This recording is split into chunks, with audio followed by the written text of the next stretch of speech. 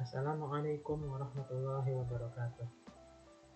Perkenalkan, saya pada Ramadan akan mempresentasikan sebuah presentasi bahasa Indonesia yang berjudul diksi atau pilihan kata. Dan berikut ini adalah topik soalnya, diksi atau pilihan kata, syarat-syarat diksi yang baik, kata konotatif dan kata denotatif, kata umum dan kata khusus, kata konkret dan abstrak, pembentukan kata, kesalahan, pembentukan kata, dan pemilihan kata. Yang pertama, diksi atau pilihan kata. Menurut Gori Keraf berpendapat bahwa diksi terbagi menjadi dua, yaitu pilihan kata atau tentang pengertian kata yang digunakan untuk menyampaikan sesuatu gagasan, pengungkapan yang tepat, serta gaya penyampaiannya yang lebih baik dan sesuai dengan situasi. Menurut Susilo Masrudin, pemakaian atau pemilihan diksi yang benar, tepat, serta cermat dapat membantu penulis dalam memberi nilai pada suatu kata. Berikut adalah beberapa fungsi lain dari diksi dalam penulisan karya sastra. Membantu pembaca dalam memahami pesan dari suatu karya sastra. Pemilihan diksi yang tepat dan baik dalam sebuah penulisan karya sastra dapat membuat pembaca lebih mudah memahami pesan yang ingin disampaikan oleh penulis melalui tulisannya. Komunikasi yang efektif. Pemilihan diksi dalam penulisan karya sastra dapat membantu membuat komunikasi menjadi lebih efektif. Pemahaman yang baik mengenai penggunaan maupun pemilihan diksi yang sangat penting agar tercipta suatu komunikasi yang efisien serta efektif. Sebagai bentuk ekspresi, sesuai dengan pengertiannya, diksi berfungsi sebagai bentuk ekspresi yang hadir dalam gagasan penulis yang dapat dituangkan dalam tulisan maupun tulisan. Hiburan. Pemilihan diksi yang tepat dapat berfungsi sebagai hiburan bagi pembaca. Hal ini berkaitan dengan setiap pesan serta ekspresi yang dituangkan dalam sebuah karya sastra. Syarat-syarat diksi yang baik. Menggunakan konotasi dan denotasi dengan cermat dalam sebuah tulisan. Menggunakan kata sinonim atau kata yang sama atau hampir sama maknanya dengan cermat dalam sebuah tulisan untuk mengungkapkan gagasan. Dapat membedakan kata yang memiliki ejaan mirip tetapi makna sama. Menggunakan kata kerja pada kata depan dan harus secara idiomatis. Mampu membedakan kata khusus serta umum dalam sesuatu tulisan seperti pidato sehingga ketepatan diksi dapat terjamin. Memperhatikan pemilihan kata atau diksi dengan tepat secara berkelanjutan pada suatu tulisan maupun pidato. Kata konotatif dan denotatif. Jenis berdasarkan makna konotatif merupakan diksi, kata maupun kalimat yang memiliki arti bukan sebenarnya. Artinya, makna konotatif adalah makna kiasan yang berkaitan dengan nilai rasa. Diksi makna denotatif merupakan diksi dengan makna yang sebenarnya dari suatu kalimat maupun suatu kata. Makna denotatif juga dapat diartikan sebagai makna objektif tanpa membawa suatu perasaan tertentu atau murni. Contoh konotatif. Banyak pahlawan yang telah gugur dalam medan perang. Dalam kurung, gugur dalam kalimat tersebut memiliki makna konotatif yaitu meninggal dunia. Tasya merupakan anak emas di kelas karena ia berperilaku sangat baik dan rajin. Dalam kurung, anak emas dalam kalimat tersebut bermakna anak yang paling disayang. Setelah lulus kuliah, Abdul memilih untuk berprofesi sebagai kuli tinta.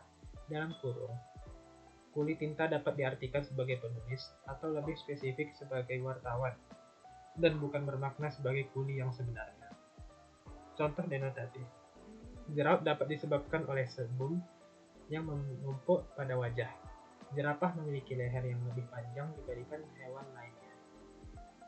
Bagus bekerja keras untuk menggapai cita-citanya. Kata umum dan kata khusus. Kata umum adalah sebuah kata yang mempunyai ruang lingkup yang luas dan kata-kata tersebut masih dapat diperincikan atau dijabar menjadi lebih sederhana. Kata khusus adalah sebuah kata yang mempunyai ruang lingkup yang terbatas, dalam kurung, Makna kata khusus sifatnya sempit, yang mana kata-kata tersebut sudah tidak dapat diperincikan atau dijabarkan lagi. Berikut ini contohnya. Contoh kata umum, buah-buahan. Kata-kata khususnya, apel, mangga, semangka, dan sebagainya. Contoh kata umum, hewan ternak. Kata khususnya, sapi, ayam, kambing, dan sebagainya.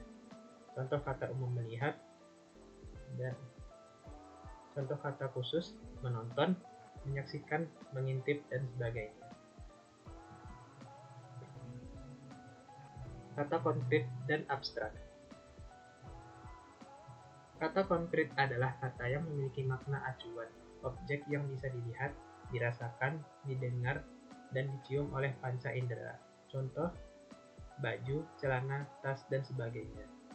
Kata abstrak adalah kata yang mempunyai acuan berupa pengertian atau teori konsep, di mana di dalamnya abstrak harus ada pemahaman dan pengetahuan karena karakteristiknya yang tidak terbentuk. Contohnya sedih, bahagia, semangat, dan sebagainya. Pembentukan kata. Dalam bahasa Indonesia, pembentukan kata dapat dibedakan menjadi dua kategori, yaitu proses morfologis dan di luar proses morfologis. Proses morfologis adalah cara pembentukan kata yang melibatkan struktur internal kata. Pembentukan kata di luar proses morfologis mencakup cara-cara yang tidak melibatkan perubahan struktural pada kata itu sendiri. Contohnya berikut beberapa cara yang termasuk dalam proses morfologis. Afiksasi.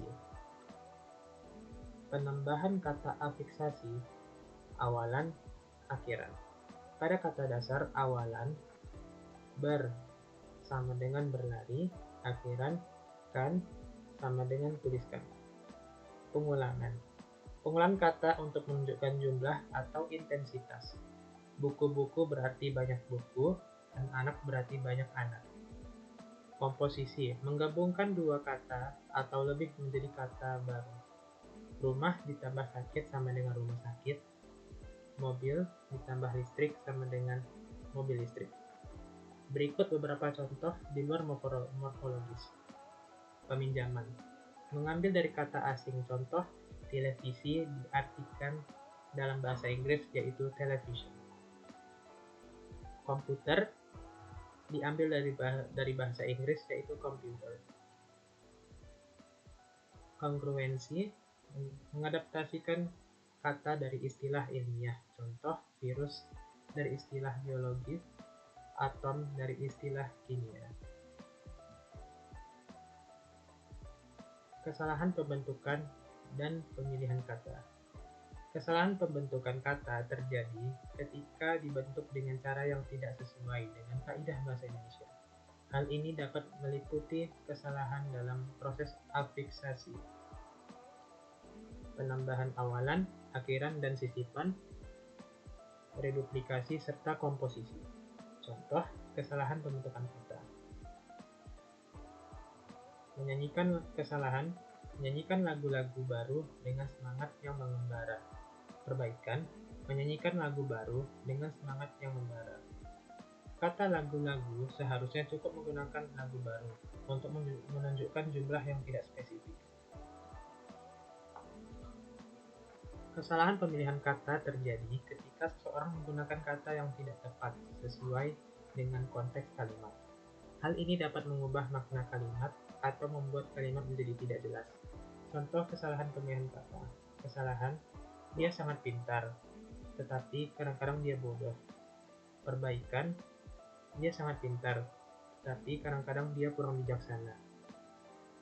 Kata bodoh terlalu ekstrim dan tidak sesuai untuk menggambarkan ketidakbijaksanaan.